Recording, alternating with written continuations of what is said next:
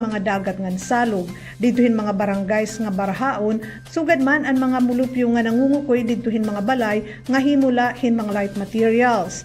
Igindoon pa ni Mayor Alvarez nga may ada na manira food assistance para han mga tao nga ikakadtuhan mga evacuation centers. Habot nga hini ginsisiguro nira nga mababantayan iton mga camp areas para naman masunod iton mga protocol nga iginpapasunod hiton Department of Health dida hiton COVID response. Harteche ginmando ni Mayor Roland Boy Ibardone enforced evacuation kanginahan aga, partikular ha abahong sa Bangan Kawilan. Didahan iya Facebook page, usahan mga ginsiguro ni Mayor Ibardone amuan pagsunod han COVID response protocols dito iton mga evacuation centers. Kinahanglan nga naka-face mask, magpapatuman hin social distancing sugad man gihapon tama nga hygiene practice ngan usala nga pamilya hakada usa nga modular tent. Base naman han mga posts sa Facebook, makusog ang hangin ngan may ada reports sin mga nagkahihibang nga mga balay, iginpalid nga mga atop ngan iba pa, partikular ha mga bungtuhan kan Avid ngan Dolores, Oras sugad man gihapon ha Arteche. Pero didahan pagtawag han Provincial Disaster Risk Reduction and Management Office, waray pa daw nira damage assessment. Pagagawason pala iton mga Ardana teams buwas kung magmaupay na iton panahon. Makurighap kasi iton komunikasyon niya na ngadto hanasabi nga mga bungto. Kanginahan aga iginmando na ni Governor Ben Ibardone ang suspension han trabaho ha mga publiko ngan pribado nga mga opisina, puwera nalaan mga frontliners ngan emergency responders. Waray kuryente habugos nga probinsya nga napagkayana waray papahayag iton National Grid Corporation kung ano iton kausa hini nga power interruption ngan kung saan mabalik iton serbisyo elektrisidad. Ang bagyo ambo inaglandfall sa Eastern Samar, ang kusog hini in 155 km sa kada oras. Ini amo an una nga bagyo para hiniya nga tuig. Ang mga bungto ha norte nga dapitan probinsya amo ang naka-eksperyensya han grabe nga hangin ngan uuran ngan ini nga bagyo inakaigo mentras nga ito nasod inaatubang hinda ko nga problema darahiton coronavirus disease. Base naman hinbago nga mga impormasyon nga nahikayhan este news, usahan grabe nga apektadohan bagyo amo ang bungtuhan maslog. Nahibang ang gymnasium hanasabi nga bungto nga igindadako nga usay ton pinakadako din na Eastern Samar. May da mga relief goods nga nakahimos dito nasabi nga gym antes ini mag-collapse. Makuri iton komunikasyon niya na dara kay utod iton serbisyo hiton mga telecommunication ngadto. Samtang iginpahayag naman ni Governor Ben Ibardone nga duha ka tawo tikang isla hiton tubabaw habong hiton oras in nawawara. Usain nasamad naman darahin debris dito habong hiton kanapid.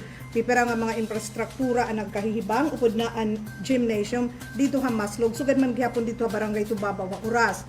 5 nga mga munisipalidad itong Dolores, Oras, San Policarpo, Arteche nga hipapad inwaraya na komunikasyon. Damo nga mga balay, kaurugan, himot ikang light materials, ngan pipera nga mga fishing boats in nagkahihibang.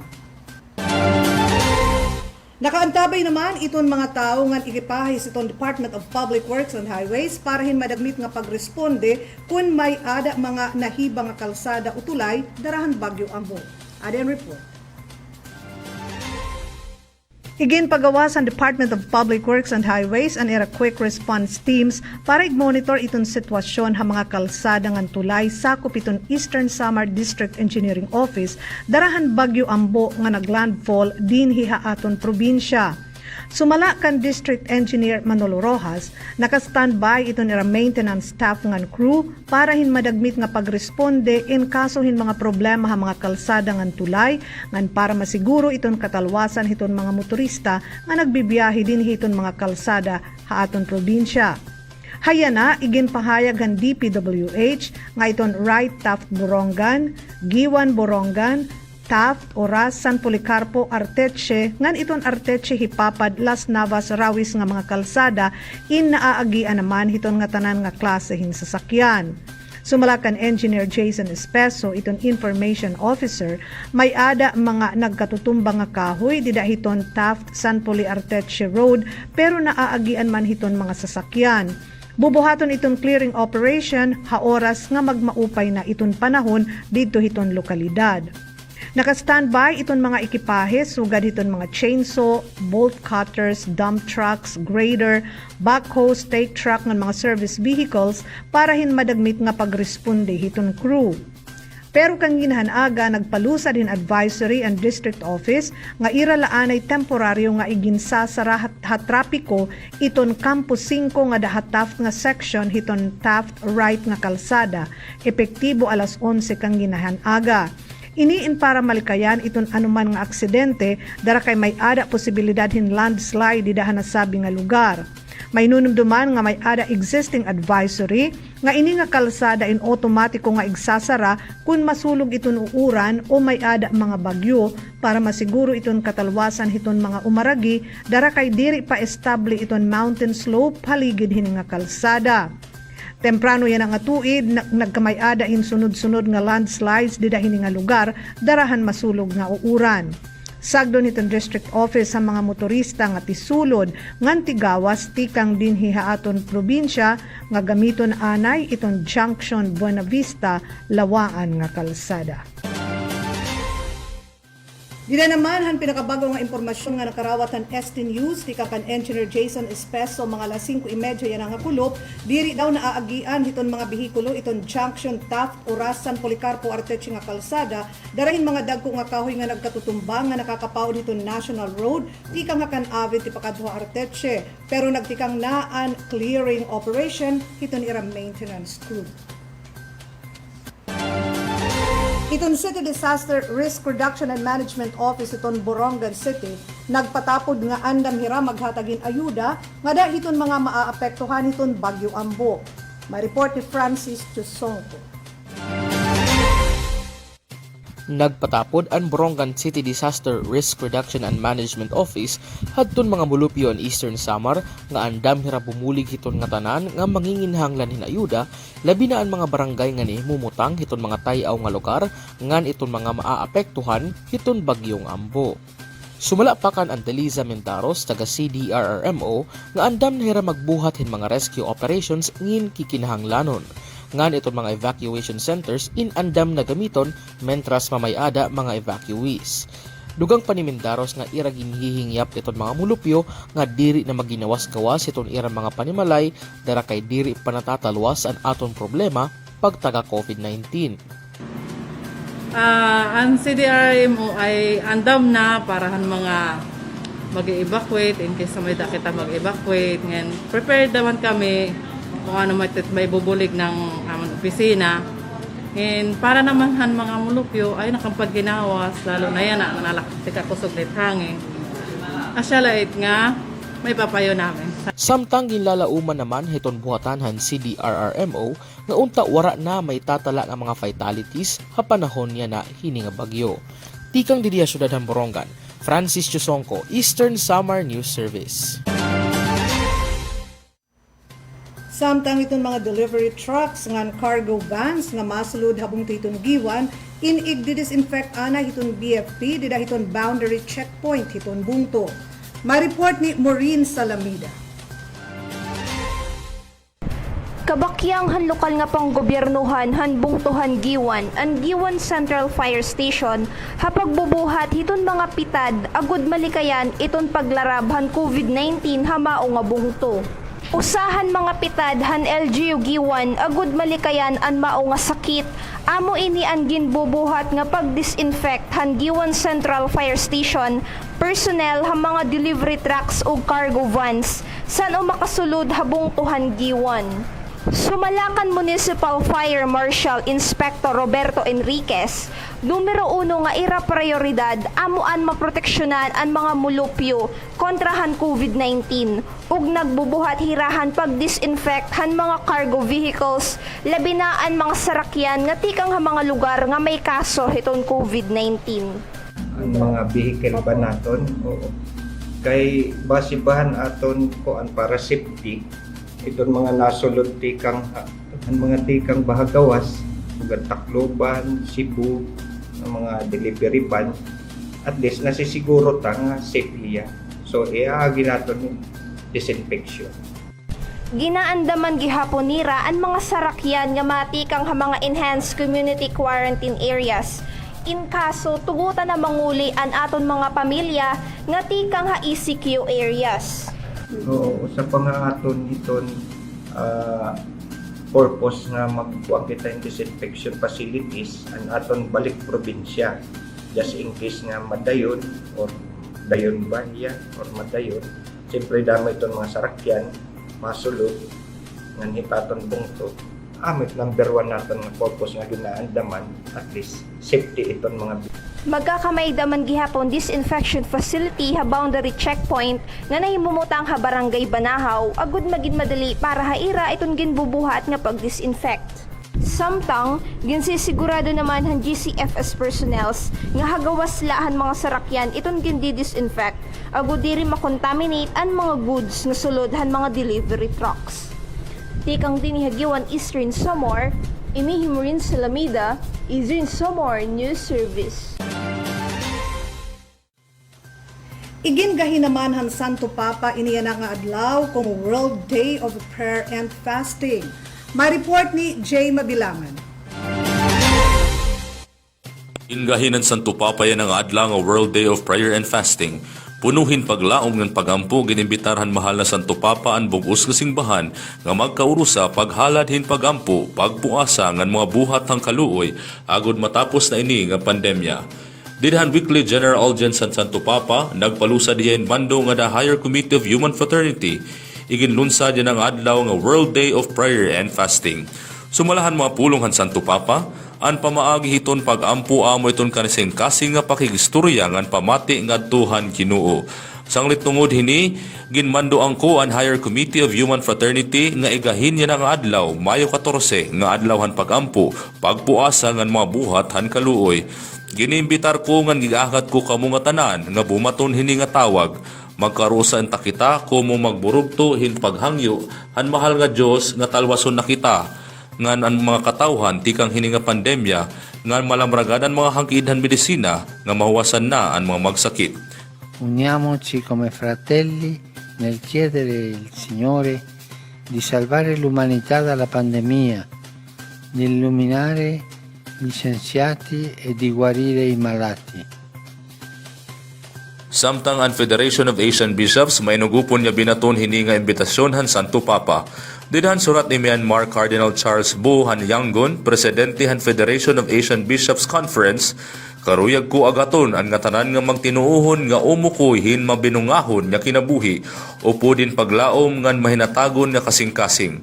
Kaupod akuhan mga lideres han singbahan hin pag-aghat han nga tanan nga natuod han Ginoo nga igahin niya nga adlaw hin pagampu pagpuasa ngan paghalad hin mga buhat han kaluoy. Pinaagi hini padayon lagi hapon ang paglaom ng bugos nga singbahan nga magbinandaugon ang pinaagi dayon lagi hapon ang paglaom han bugos nga singbahan nga magmadinaugon kita kontra han COVID-19 kundi pinaagi hiton mapainobsanon nga pagdangop han Ginoo matatalwas kita.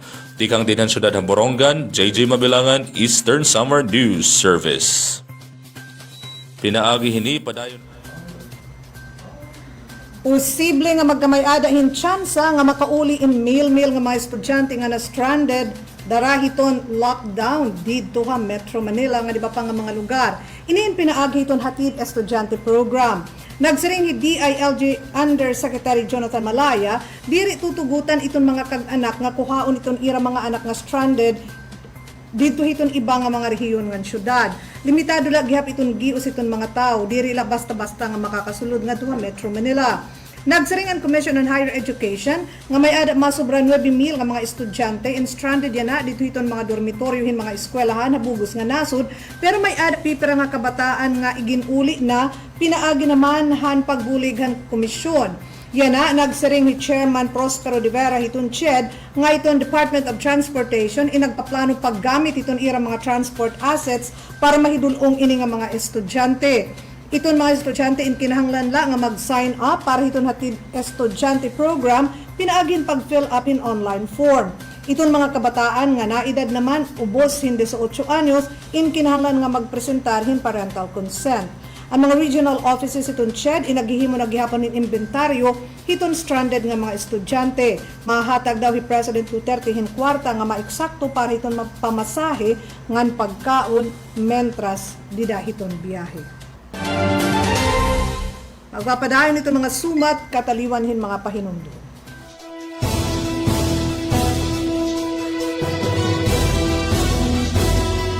Este News, ang katatapuran ng paglikom ng mga sumat. Ng wala iba nga sinasaligan, o diyan kamatuuran, ugan kaupayan ng mga katauhan. Este News, mga notisya nga dikang newsroom and Eastern Samar News Service. Este News.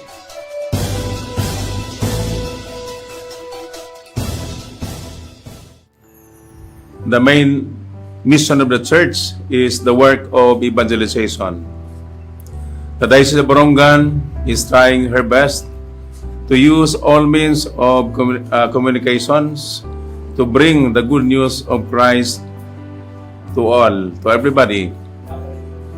Because we respond to the call of St. Paul that says, "Woe to you who do not preach the word of God."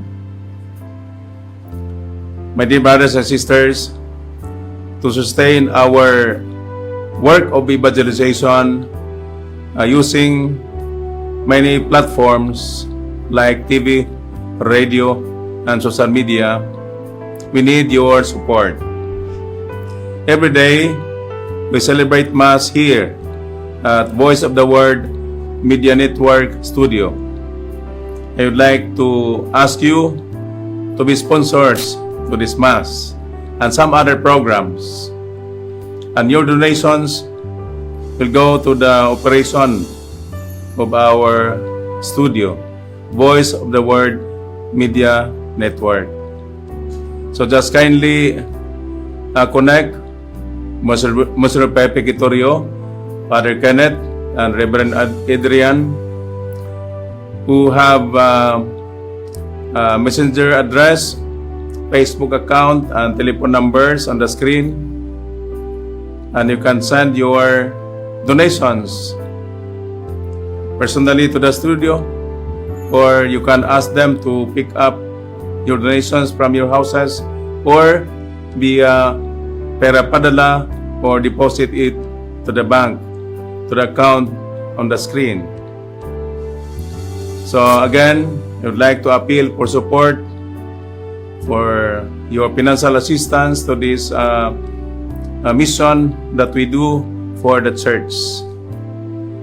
So in behalf of Voice of the Word Media Network and the Diocese of Borongan, I would like to thank you for the donations you give to this noble cause of our diocese to continue bringing the good news to the world through these different platforms that we have available in the diocese. Thank you, and God bless you.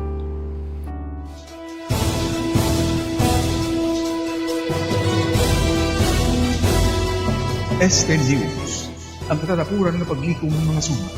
Ng wala iba nga sinasaligan, o diyan kamatuuran, ugan kaupayan ng mga katauhan. Este News, mga notisya nga dikang newsroom and Eastern Samar News Service. Este News.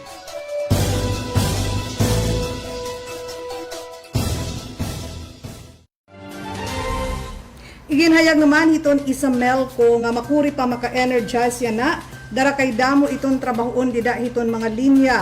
Sumala pa ira iton maintenance crew iton isa Melco in kaupo dyan na hiton National Grid Corporation maintenance pagturoy kung anumang gud ang kausahan trip han 69 kV line. Iton isa Melco in maghahatag nala hiton regular nga updates bahin hiton sitwasyon. Kinahanglan hin kada usa hiton LGU in may ada usa nga contact tracer para hin kada 800 katawo. Ini in para makontrol ang pagsarang hiton coronavirus disease dida hiton ira lugar. Iginhatag ni Health Secretary Francisco Duque iton kanan gobyerno minimum health standards para iton COVID preparedness kumo pahinumdom ha mga LGU pira kaadlaw antes mag-downgrade iton Metro Manila nga dahin modified enhanced community quarantine ngan iton iba nga mga lugar nga dahin general community quarantine. Ihemplo, nagsiring ni Duque nga iton lugar nga may ada populasyon nga 40,000 in magkikinahanglan hin 500 nga contact tracers. Iniin para masiguro iton madagmit nga mass tracing. Labot hini may ada patalaan nga iginhatag iton Department of Health nga dahiton mga local government units. Una, kinahanglan nin usa nga epidemiology surveillance officer, BHERT, kinahanglan may da treatment nga monitoring facility, kinahanglan may da ambulance, ngan usa nga sasakyan para magdara iton specimen, ngan usa nga dedicated funeral parlor. Sumala iton DOH, importante ini para masurapo iton pagsarang iton virus. Iginpahayag naman ng Department of Health nga naabot na nira ang target nga 8,000 nga COVID test sa kada adlaw. Pero itong panguna nga target itong gobyerno in 30,000 nga coronavirus swab tests kada adlaw pag-abot iton Mayo 30.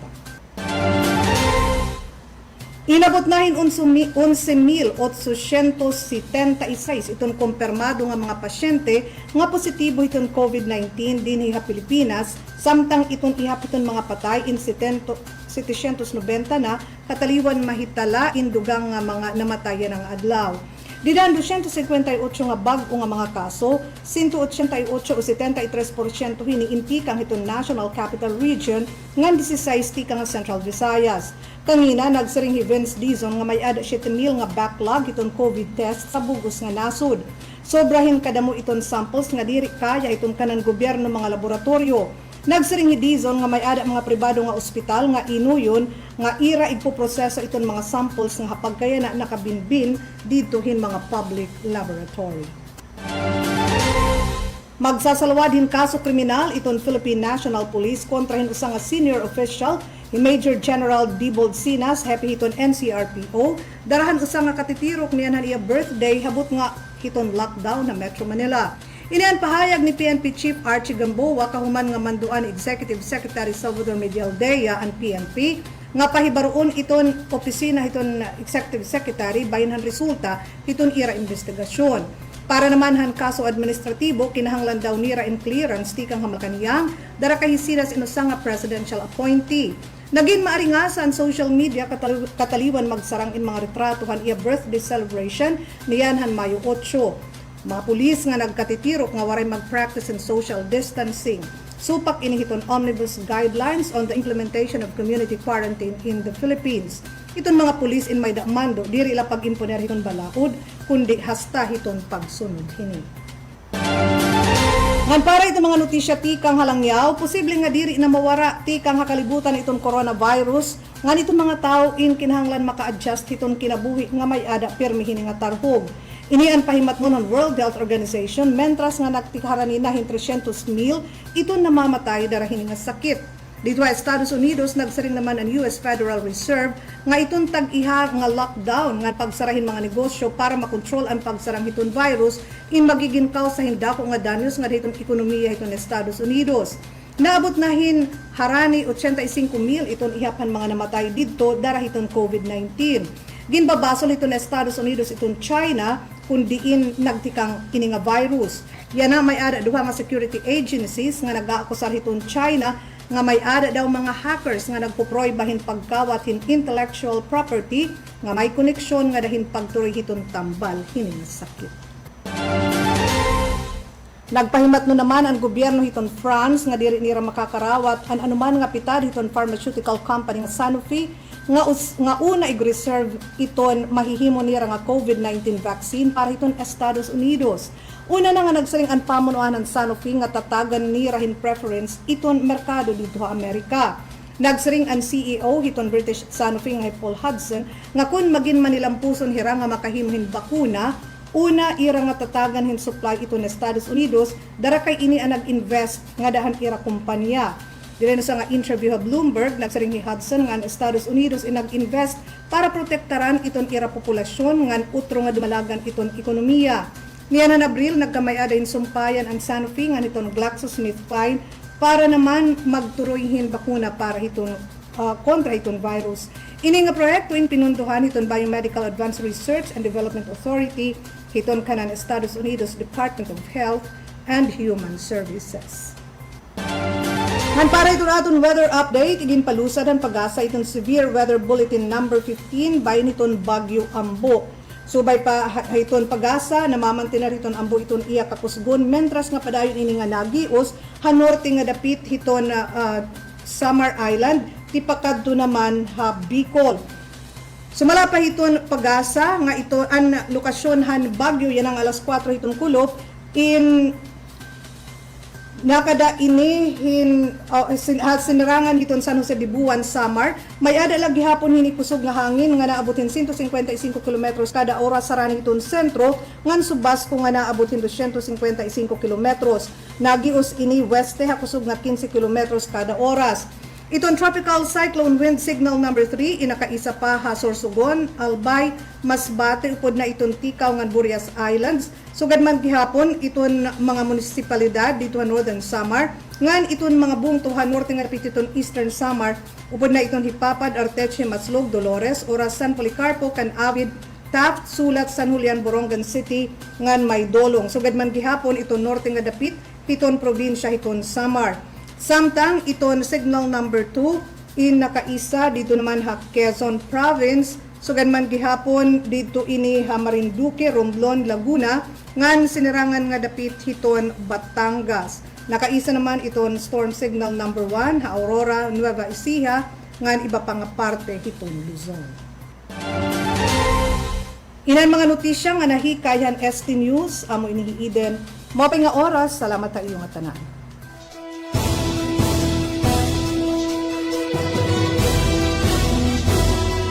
Este News, ang katatapuran ng paglikom ng mga suma. Ng wala iba nga sinasaligan, o diyan kamatuuran, ugan kaupayan ng mga katauhan. Este News, mga notisya nga tikang newsroom and Eastern Samar News Service. Este News.